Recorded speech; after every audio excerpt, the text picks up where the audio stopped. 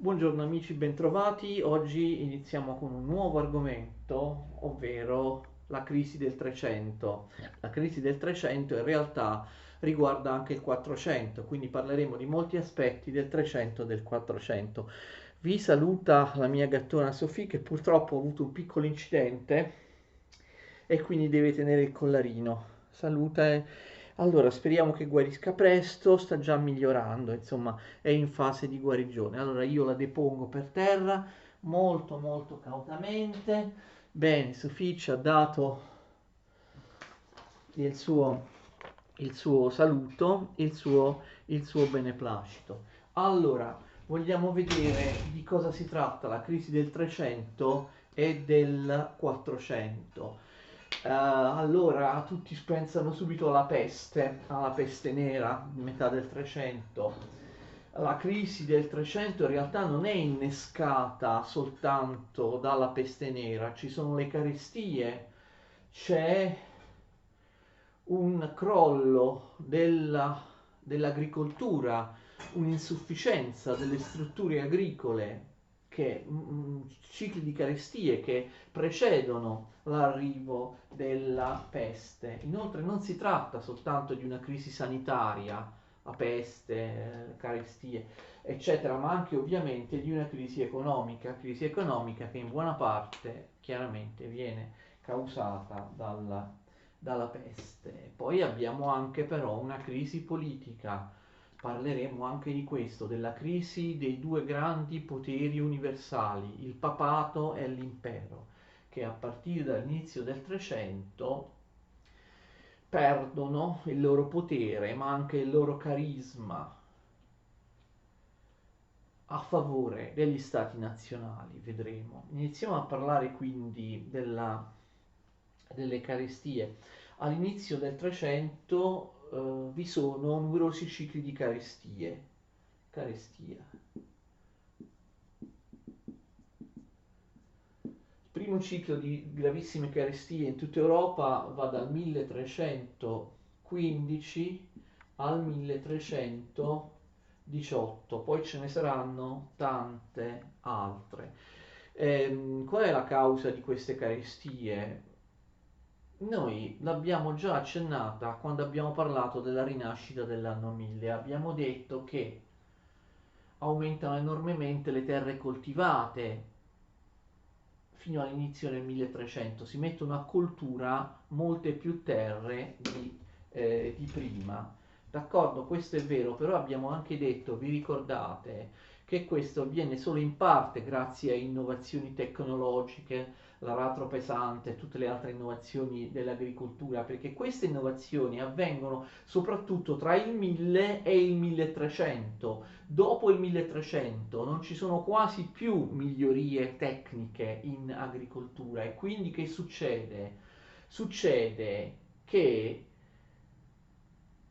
si mettono sempre più terre a coltura, sì, ma in realtà l'aumento del grano, dei cereali, dei prodotti della terra, l'aumento della produzione dipende solo dal fatto che aumenta la terra, d'accordo? Cioè c'è questo dato bruto, aumenta la terra coltivabile e quindi aumenta il grano. Attenzione, la produzione non aumenta perché nella stessa unità di spazio io prima ottenevo 100 kg di grano, adesso ne ottengo 200. No, attenzione, nella stessa unità di spazio io ottengo sempre 100 kg di grano, semplicemente aumenta il grano che viene prodotto perché io metto a coltura più terre, semplicemente per questo. Quindi abbiamo visto che c'era stato un grosso aumento della popolazione.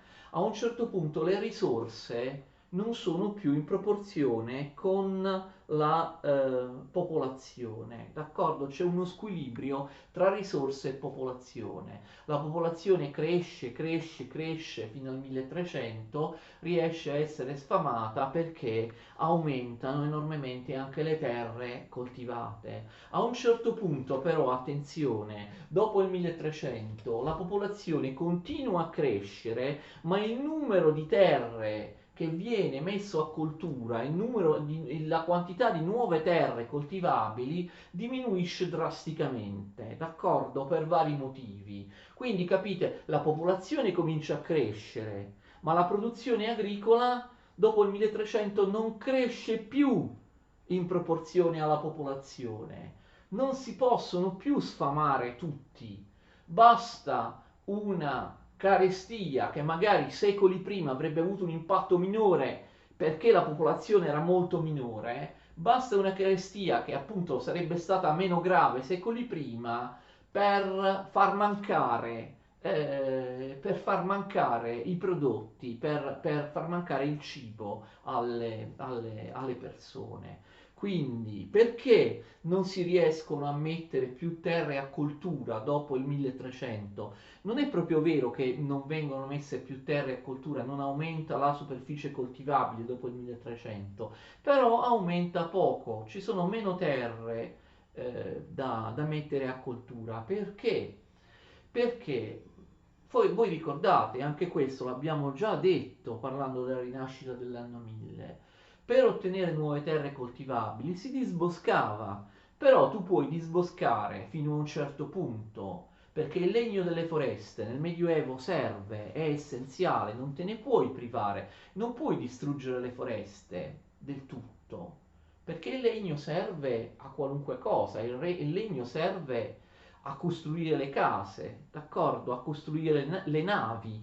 Il legno serve nel riscaldamento domestico, si brucia il legno per fare calore, il legno degli alberi, la legna degli alberi. La legna serve anche per cucinare, quindi a un certo punto finiscono quasi le terre da poter conquistare, le terre nuove da poter coltivare, perché la deforestazione non può andare oltre un certo limite. Inoltre, molte delle terre che vengono messe a coltura, molte delle terre nuove che vengono messe a coltura nel 200, nel 300, sono terre difficili, sono terre marginali, terre che si trovano sulle colline, in ambienti molto freddi e così via, e quindi non danno dei frutti in proporzione alla loro superficie, d'accordo? Cioè si cominciano a coltivare anche terre difficili, terre povere, terre che non producono molto, perché sono terre marginali, sono terre difficili e quindi sono meno fertili. Quindi c'è troppa gente da sfamare, la popolazione continua ad aumentare, ma i prodotti della terra no, non continuano ad aumentare in proporzione all'allargamento della demografia, e quindi arrivano le carestie e arriva anche una crisi demografica, cioè c'è ovviamente un, un aumento della popolazione molto molto minore. Abbiamo un calo della popolazione, gli storici hanno dati certi su questo sin dalla fine del 200. Quindi abbiamo che questa crisi agraria che diventa una crisi demografica. Questa crisi agraria si riversa anche nel settore della manifattura e nel settore finanziario.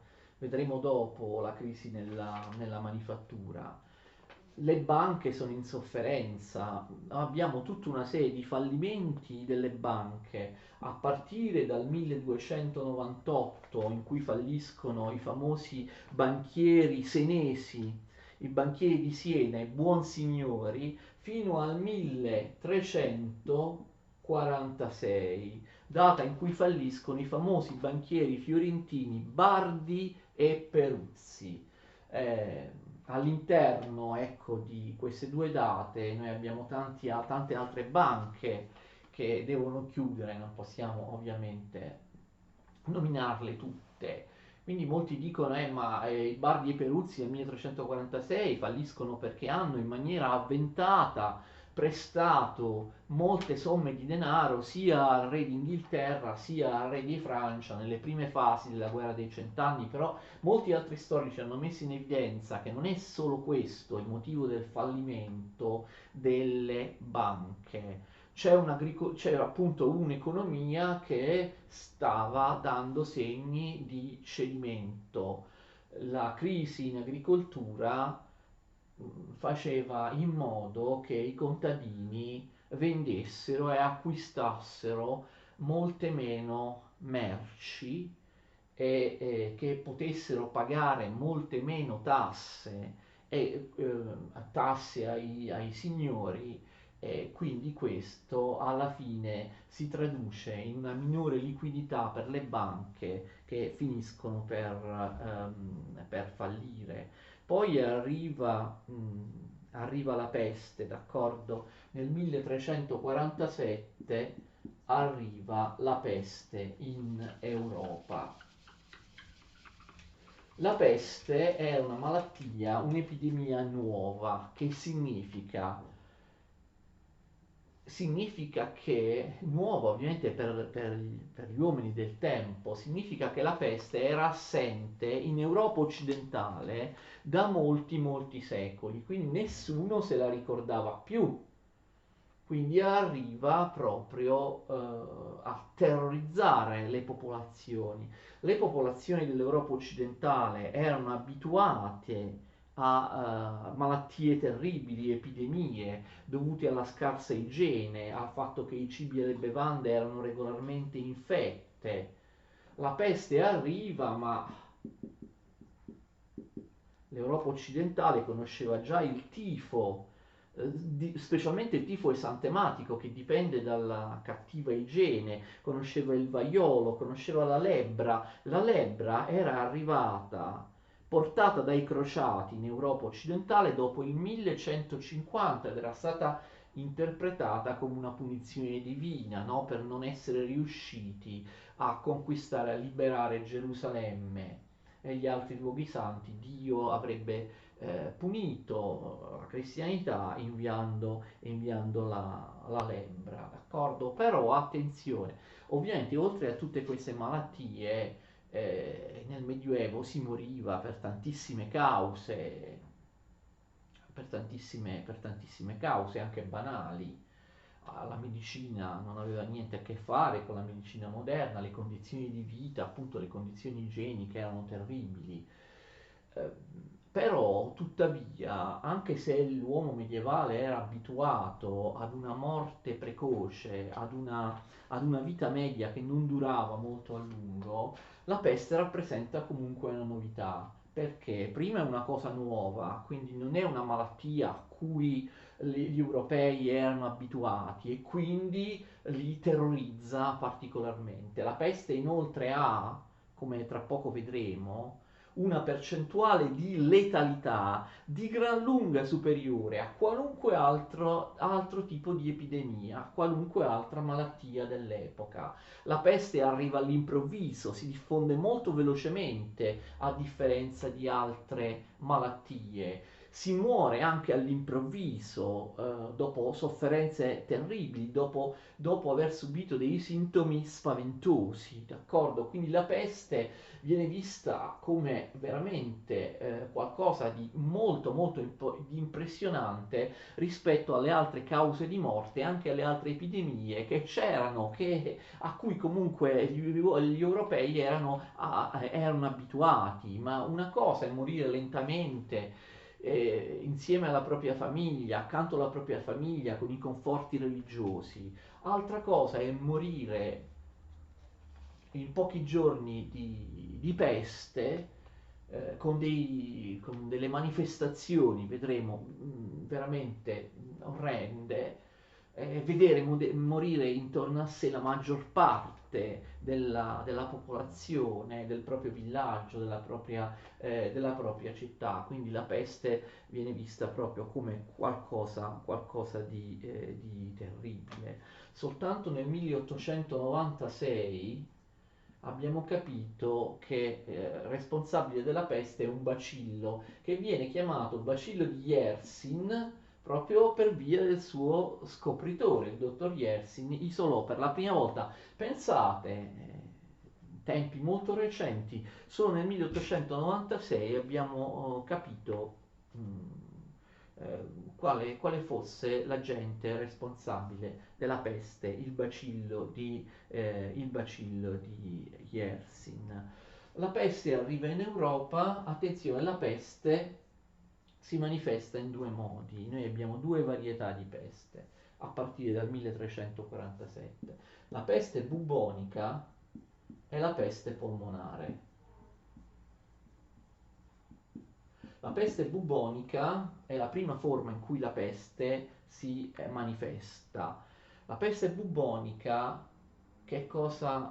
come si manifesta? La peste bubonica attacca il sangue, d'accordo? Il bacillo penetra nel sangue, ehm, provoca appunto i bubboni. Perché viene chiamata peste bubonica? Provoca dei tipici ingrossamenti delle ghiandole linfatiche, appunto, che vengono chiamate bubboni. Poi insorgono altri sintomi come febbre altissima, allucinazioni. Attenzione, la mortalità può essere in alcune zone d'Europa del 90%, però in altre anche del 60%. Quindi vedete, la mortalità non è il 100%, cioè la peste bubonica ti lascia una chance, ti lascia una possibilità, una probabilità di guarire. Non tutti muoiono.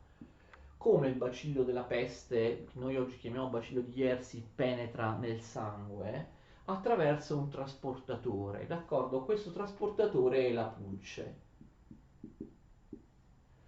La pulce, quando la pulce viene a contatto con gli esseri umani, morde gli esseri umani, il bacillo passa dalla pulce all'uomo. La pulce a sua volta è trasportata dal topo, d'accordo? Da un topo che veniva chiamato Rattus rattus, che è diverso, attenzione, dal topo che attualmente è l'abituale abitante delle nostre fogne. Attualmente noi abbiamo appunto nelle nostre fogne dei topi che sono grigi, che sono tozzi, che hanno la coda corta, che sono lenti. Quelli si sono imposti soltanto nel 1700, invece nel 1300 il Ratus Rattus, che portava appunto la pulce che a sua volta portava il bacillo di Yersin, e il Ratus Rattus era un topolino piccolo, nero, molto magro, affusolato, che aveva una coda lunga ed era molto veloce, d'accordo? Era molto veloce. Quindi la peste bubonica comunque si diffonde con una rapidità che dipende dalla rapidità del topo, che ovviamente non è altissima dalla rapidità del topo. Quindi il punto è un altro: la peste inizia a diffondersi molto più velocemente, infatti arriverà ben presto da un capo all'altro dell'Europa, perché solo inizialmente la peste è di tipo bubonico. Ben presto la peste si diffonde con una sua varietà secondaria, cioè attraverso una sua complicazione, che è la peste polmonare. La peste polmonare non ha più bisogno della pulce del topo. Voi direte, ma è strano, ma come si facevano, gli uomini dell'epoca si facevano mordere dalla pulce, avevano a che fare con i topi? Sì, le condizioni igieniche erano terribili, le pulci erano dappertutto, le pulci abitavano negli indumenti di lana, degli indumenti di lana che gli uomini indossavano, gli uomini e le donne non venivano mai lavati quegli indumenti, al massimo si tornava a casa, si sbatteva un po' il cappotto di lana e si sbatteva, dal cappotto di lana usciva una specie di nuvola, no? Di sporcizia, di insetti, di cose del genere. Quindi gli uomini erano continuamente a contatto con le pulci, anche con i topi. I bambini giocavano con i topi, in particolare in campagna, cioè nelle campagne, ma anche nelle città. I topi erano dappertutto, entravano nelle case. Lo so che non è bello da pensare, però è così. Quindi va bene, stavamo dicendo che la peste bubonica poi diventa polmonare, non ha più bisogno del carrier, del trasportatore, che è la pulce che a sua volta viene trasportata dal topo, perché inizia a trasmettersi per via aerea, d'accordo? Come un raffreddore, come un'influenza. Chi è infetto da peste bubonica ben presto può anche contagiare qualcun altro semplicemente tossendo, respirando, cioè per via aerea. Questa è la peste polmonare che ovviamente permette una diffusione della peste molto molto più veloce rispetto alla varietà della peste bubonica. La peste, la peste polmonare appunto colpisce le vie respiratorie, viene viene diffusa per via aerea, colpisce le vie respiratorie e quindi caratteristicamente ci si accorge di essere malati di peste polmonare perché si inizia a sputare sangue dai polmoni. La peste polmonare ha una mortalità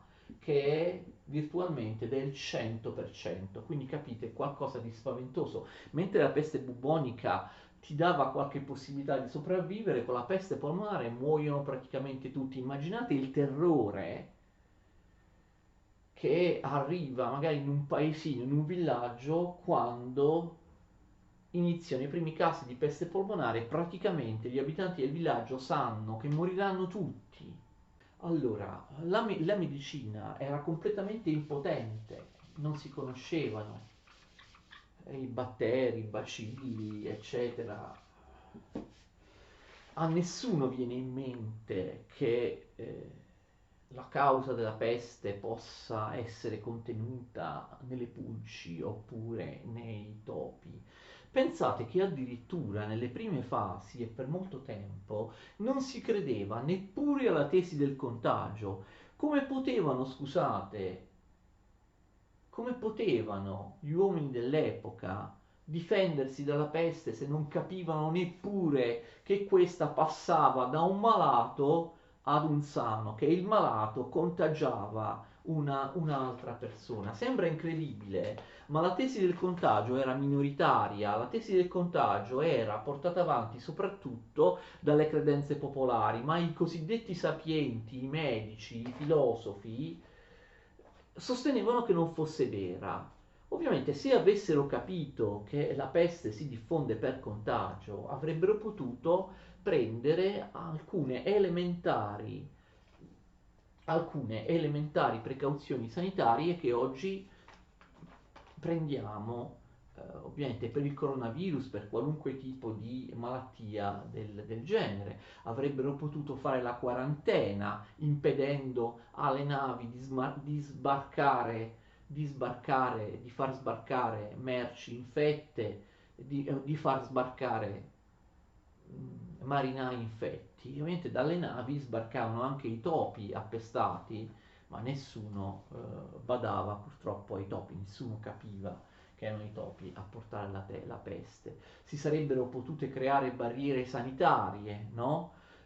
Isolare le città, isolare le regioni, i posti in cui la peste si stava diffondendo per impedire il contagio, ma se uno non crede neppure al contagio, pure sembra strano, la peste inizia a manifestarsi nei porti del Mediterraneo, quindi qualcuno avrebbe potuto pensare che arrivasse dalle navi, inizia a manifestarsi e poi si diffonde, no? Da un villaggio, da una città, da una zona, si diffonde in una zona limitrofa. Quindi sembra ovvio che siano i malati a contagiare persone sane che a loro volta diventano malate. Eppure incredibilmente la tesi del contagio non viene accettata. Quando nel Settecento, lo vedremo in un successivo argomento, si capirà che la peste si diffonde per contagio e infatti la peste sarà arginata dalle misure di quarantena, dai cordoni sanitari,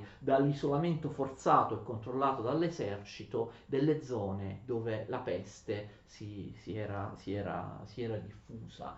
Pensate, venivano dati altri tipi di spiegazione alla peste.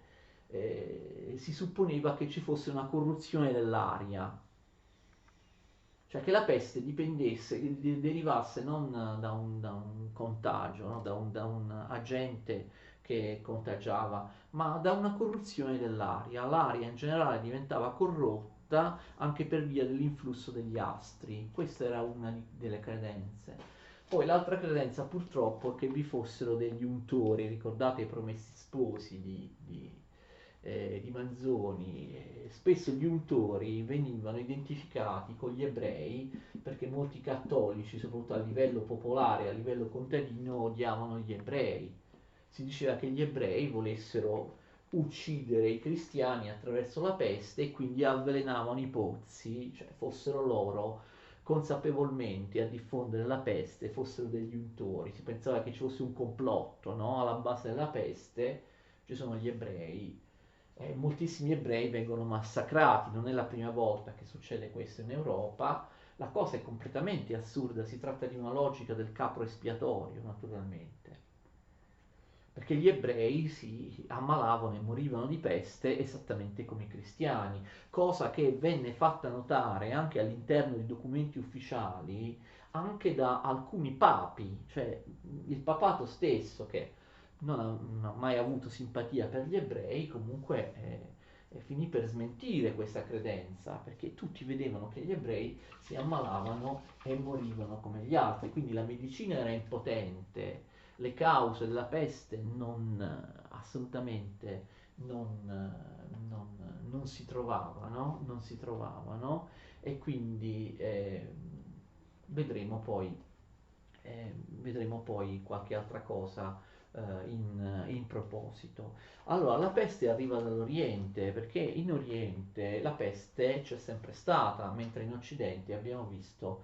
comunque in Europa in generale, mancava da secoli. Gli storici pensano di aver determinato esattamente come arrivò la peste in Europa nel 1347.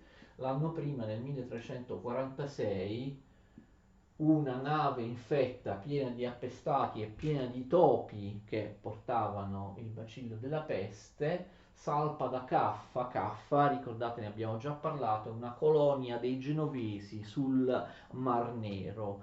Salpa questa nave da Caffa, quindi la peste arriva dall'Oriente, arriva dal Mar Nero e va a infettare prima di tutto ovviamente i porti mediterranei. Messina o Marsiglia sono le prime città colpite dalla peste, dove si verifica un'apocalisse medievale. Nelle città la peste nei primi anni faceva anche il 60, il 70% di vittime, una vera apocalisse, d'accordo? Quindi che succede? Poi abbiamo già visto che successivamente alla forma bubonica mh, si sostituisce la forma polmonare, la peste si diffonde in tutta Europa, veramente in tutta Europa, è una cosa generale. A partire dalle città mediterranee, la peste negli anni successivi si diffonde in tutta Europa in base a una sorta di onda che va dal sud al nord, o meglio, da sud-ovest, man mano, capite, da sud-ovest, dal Mediterraneo, man mano la peste risale all'Europa andando sempre verso nord-est. E quindi arriva ben presto nell'interno. L'anno dopo la sua manifestazione nel 1348 la peste ha colpito tutta l'Italia, quasi tutta la Francia, la Spagna. Alla fine del 1348, nel 1349, la peste colpisce l'Inghilterra, colpisce la Germania, colpisce l'Austria. Nel 49-50 la peste arriva anche in Europa orientale, in Polonia, in Russia. Alcune zone della Polonia o dell'Europa orientale rimasero immuni, sono tra le pochissime zone d'Europa che rimasero immuni dalla peste. Perché? Probabilmente perché c'era una popolazione molto scarsa e allora alcune zone proprio della Polonia, dell'Europa orientale, dell'Ucraina si salvarono dalla peste, ma si tratta di pochissime eccezioni, perché la peste si diffonde proprio in maniera generale in Europa. La peste finisce nel 1400, scusate, nel 1351 arrivando nelle regioni scandinave. Quindi vedete dal 1347 dura in Europa fino al 1351, quindi diversi anni. Prima cosa da dire, la mortalità è più alta nelle città piuttosto che nelle campagne. Questo è ovvio, perché le città erano sovrappopolate, nelle città si creano assembramenti, quindi è più facile che avvenga il contagio, ma nelle città ci sono anche situazioni igieniche molto discutibili. Cosa succede? Succede che ovviamente siccome la mortalità è più alta, l'incidenza della peste è più alta nelle città piuttosto che nelle campagne, cosa fanno ovviamente i contadini delle campagne?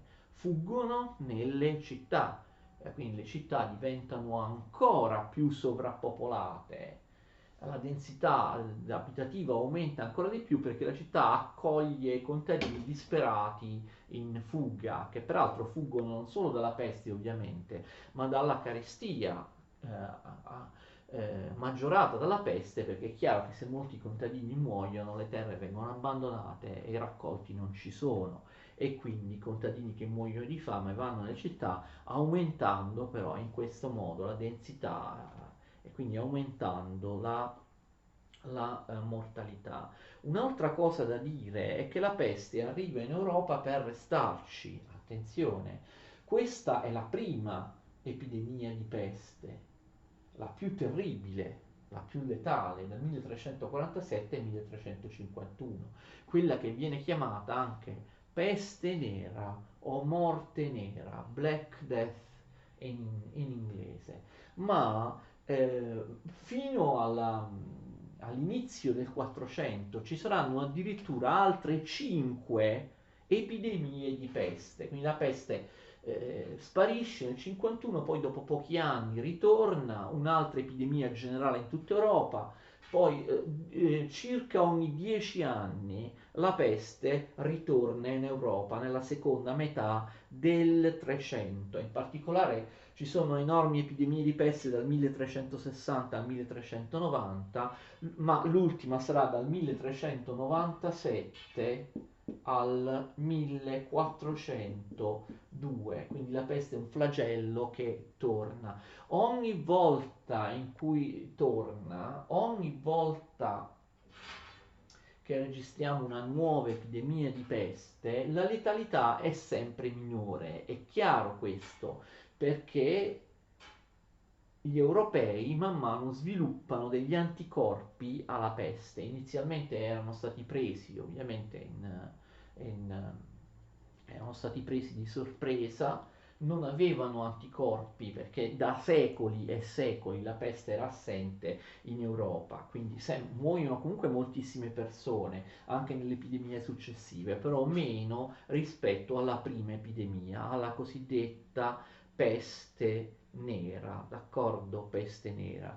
Si suppone che il crollo demografico sia stato veramente terribile. Solo dopo la prima epidemia, la peste nera, intorno al 1350, si suppone che l'Europa, che prima, sono stime, non abbiamo dati precisi, che l'Europa che prima aveva 80 o forse anche 85 milioni di abitanti, crolli verso i 50 milioni di abitanti. Quindi vedete addirittura 30 milioni su 80 milioni muoiono di peste o delle carestie collegate alla peste. Si tratta ovviamente di numeri enormi. Attenzione, la peste resta anche nei secoli successivi, sì, la peste ci sarà nel 400, nel 500 e nel 600, quindi anche nei 3 secoli successivi. Però diminuisce di entità, cioè nel 400, attenzione, la peste non si presenterà più come epidemia che si diffonde in tutta l'Europa, d'accordo? Nel XV secolo, nel 400, la peste colpirà quasi ogni anno, certo, però diventa endemica, d'accordo? Diventa endemica e colpisce zone limitate d'Europa, soprattutto le grandi città, d'accordo? Soprattutto le grandi città e non i piccoli villaggi, le campagne, comunque facendo meno vittime. Questo nel 400. Ehm, In un periodo tra il 1480 e il 1560 noi abbiamo una forte virulenza della peste, che quindi si attenua fortemente pur essendo presente. Però dal 1560 e poi soprattutto nel 600 ci sarà un'enorme ripresa della peste, un riattivarsi di grandissime epidemie. Forse ricordate quella della Lombardia e di Milano, descritta dai Promessi Sposi di Manzoni nel 1628. ehm, nel 1630, oppure la Great Plague, la grande peste di Londra, nel 1665, d'accordo? Parleremo però della peste del riacutizzarsi della virulenza della peste nel 600 in un altro argomento, quando parleremo del 600, così come parleremo della misteriosissima scomparsa della peste nel 700, ovviamente in argomenti successivi. Allora, che cosa succede? La peste porta delle carestie, ovviamente muoiono tutti, muoiono i contadini, beh, è normale che la peste causi delle terribili carestie e quindi un crollo della produzione agricola. Però noi abbiamo visto, fate attenzione, che le carestie ci sono già prima. Prima vengono le carestie, abbiamo detto, già all'inizio del 300, dopo arriva la peste, quindi un problema per gli storici, un problema interpretativo è questo. La peste causa ulteriori carestie e su questo non c'è dubbio. Ma possiamo mettere la freccia di implicazione anche qui? Cioè le carestie, quelle che sono venute prima della peste, sono anche la causa o una delle cause dell'attecchire della peste. Molti, soprattutto in passato, molti storici sostenevano di sì, perché le carestie significano ovviamente malnutrizione, significano ovviamente abbassamento delle difese immunitarie, diremmo noi con la terminologia di oggi, e quindi persone che non mangiavano, che erano malnutrite, eh, perché i raccolti erano andati persi, più facilmente si ammalavano di peste. Quindi la carestia avrebbe favorito la peste. Più recentemente molti storici hanno detto no, non è assolutamente così perché la peste non è certo un raffreddore, la peste colpisce tutti. Ci sono infatti dei dati che testimoniano che la peste colpisce in egual misura poveri e ricchi, chi mangiava poco, chi mangiava male o chi mangiava niente, ma anche chi mangiava benissimo. E quindi molti hanno sostenuto no, ma la peste è una virulenza tale che di fronte ad essa la malnutrizione, le condizioni dell'organismo, insomma, non contano. Però proprio recentemente sono venuti fuori degli storici che invece hanno riproposto il rapporto tra carestie del primo 300 e arrivo della peste e successo della peste in Europa nel 1347. Quindi la questione, vedete, è dibattuta dagli storici. Altri storici hanno messo in evidenza altre questioni, spesso sottovalutate. Le carestie e comunque una difficoltà dell'agricoltura, difficoltà dell'economia sarebbero state causate anche da altri fattori. Attenzione, noi abbiamo detto ci sono le carestie perché, vi ricordate cosa abbiamo detto all'inizio? Ci sono carestie perché la popolazione aumenta troppo rispetto alle risorse alimentari che non aumentano abbastanza e quindi si creano delle carestie. D'accordo. ehm, non ci sono più terre da coltivare, eccetera, ci sono delle carestie, però ci sono anche delle altre motivazioni, attenzione.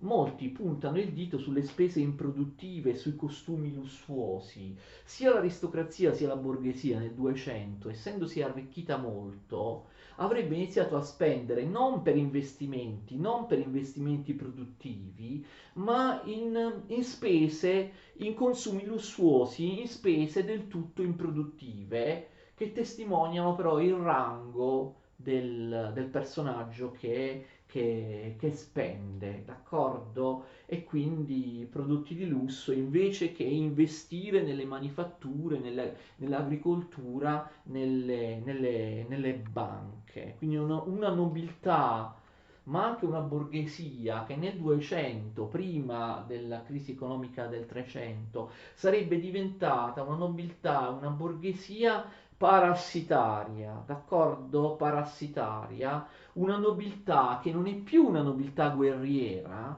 ma che è diventata una nobiltà parassitaria che preferisce vivere nel lusso piuttosto che fare la guerra. D'altra parte, voi sapete che nel 300 la crisi della nobiltà, e voi sapete, in realtà dobbiamo ancora dirlo, lo faremo in un argomento successivo, vedremo che la crisi della nobiltà è anche una crisi militare basata sulla crisi della cavalleria, perché la nobiltà combatteva a cavallo, i borghesi non nobili non avevano l'autorizzazione ad avere e mantenere un cavallo. Ma come si vedrà nella guerra dei cent'anni, la cavalleria andrà in crisi rispetto a nuove forme di organizzazione della fanteria, ma soprattutto di fronte alle nuove armi, come l'arco lungo oppure più tardi la polvere da sparo. E quindi queste cariche disordinate di cavalleria anarchiche da parte dei nobili che si muovevano uno separatamente dall'altro non hanno più successo da un punto di vista di militare rispetto ad eserciti organizzati, eserciti di mercenari che combattono a piedi, appunto fanti, oppure arcieri e così via. Va bene, comunque molti hanno anche parlato della costruzione delle cattedrali. Nel 200 si costruiscono dovunque enormi cattedrali in Europa che spesso costano una barca di soldi, soldi sottratti alle attività produttive. Le cattedrali devono essere sempre più grandi, sempre più magniloquenti, devono superare in grandezza, in maestosità la cattedrale della città vicina, che è una città rivale. Moltissime cattedrali nel 200 non riescono a essere ultimate perché finiscono i soldi, si spendono tutti i soldi, la cattedrale resta incompiuta, oppure addirittura crollano, si vogliono fare delle cattedrali, delle chiese sempre più complesse, sempre più alte, con dei pilastri, con delle cupole molto ardite, spesso la cosa fallisce, la cattedrale crolla e così via, oppure si arresta la costruzione, d'accordo? E quindi abbiamo delle conseguenze della peste. In questa lezione parleremo soltanto delle conseguenze psicologiche della peste, ok? Poi nella prossima lezione parliamo anche delle conseguenze economiche. Di fronte a tante morti, a morti elevatissime, improvvise, terribili, accompagnate da sintomi orrendi, qual è quali sono le conseguenze, quali sono i risvolti psicologici, d'accordo? C'è un terrore generalizzato. Una prima conseguenza psicologica è, l'abbiamo già accennato prima, l'idea di attribuire la peste a Dio, all'ira divina, Dio che punisce con la peste, manda la peste agli uomini, punisce con la peste i peccati dell'umanità oppure l'incapacità di vincere le crociate e così via. Di fronte a questo si sviluppano forme di devozione. Cioè, molti pensano Dio ci ha mandato la peste, cerchiamo di rabbonirlo, cerchiamo di invocarlo, cerchiamo di chiedere la grazia, insomma, che faccia terminare la peste. Quindi si moltiplicano processioni con le statue, in cui tutti pregano, si inginocchiano per chiedere a Dio che faccia terminare la peste, processioni, esposizioni di sacre reliquie, messe che vengono officiate notte e giorno nelle chiese e così via. Ovviamente queste pratiche non servono a niente perché voi capite, assembramenti nelle chiese oppure nelle processioni non fanno altro che aumentare il contagio. E abbiamo già visto che in Germania e Francia vengono massacrati gli ebrei perché un'altra reazione psicologica è quella di trovare il capro espiatorio, l'untore, che spesso viene identificato ingiustamente con gli ebrei. Allora, attenzione, abbiamo anche però una reazione psicologica, diciamo, di tipo opposto rispetto alla devozione. Ah, attenzione, stavo dimenticando, alcune pratiche di devozione portano anche al fanatismo autolesionista. Ci sono i cosiddetti flagellanti, che sono una cosa impressionante.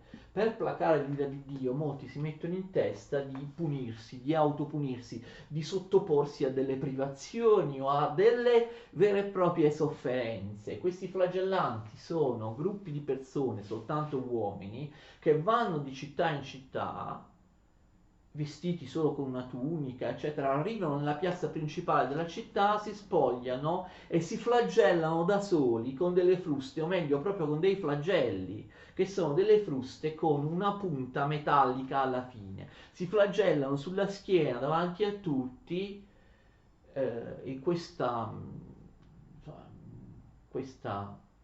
pratica, con una pratica appunto autolesionistica, e spesso hanno delle ferite terribili oppure muoiono perché pensano in questo modo di placare l'ira divina, appunto autopunendosi, sottoponendosi a delle sofferenze.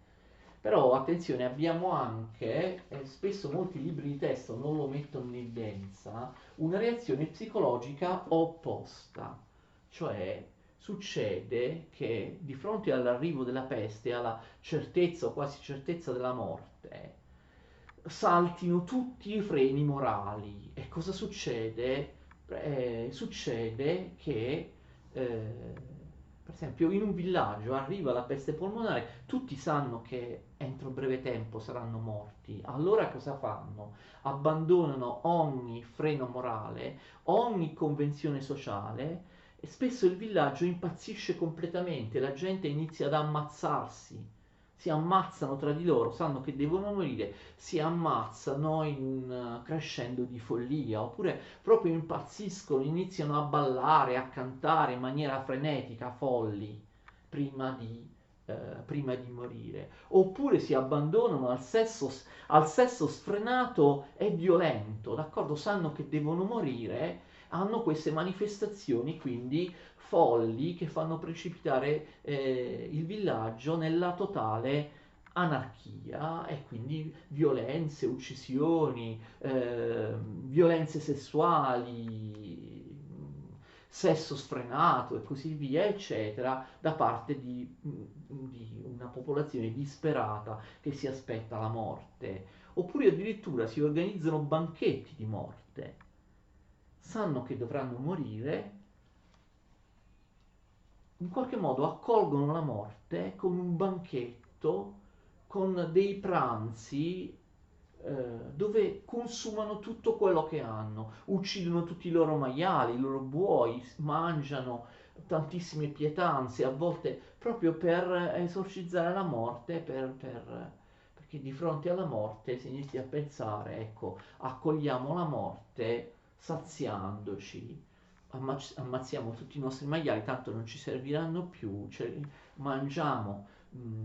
Si organizzano anche a volte banchetti, anche all'aperto, molto eleganti, in cui ci si presenta con i vestiti migliori, si mangia di tutto, si mangia a volte fino a ingozzarsi, fino a morire mangiando, è meglio morire mangiando che morire con la peste. I banchetti di morte, sembra incredibile, eppure è così, quindi ovviamente come reazione psicologica la peste causa anche l'anarchia, i disordini e il crollo totale della morale, l'abbandono ad un divertimento sfrenato, essendo coscienti che non si può scampare alla morte. Nella prossima lezione vedremo le eh, conseguenze economiche della peste che stranamente non sono tutte negative. Sapete che quando c'è una crisi, la crisi serve anche, certo l'economia crolla, ma dopo un po' di tempo l'economia si ristruttura, quindi la peste provoca anche una ristrutturazione dell'economia in cui nuovi settori dell'economia, nuovi soggetti o nuovi popoli emergono, d'accordo? Emergono più forti, proprio perché riescono a sfruttare meglio, a uscire meglio dalla crisi. E comunque vedremo le trasformazioni economiche, le trasformazioni a livello di classi sociali, la nuova ristrutturazione del commercio internazionale, quindi continuate a seguirmi, la crisi economica del 300 e del 400, le strategie di fronte alla crisi, ne parliamo nella prossima lezione.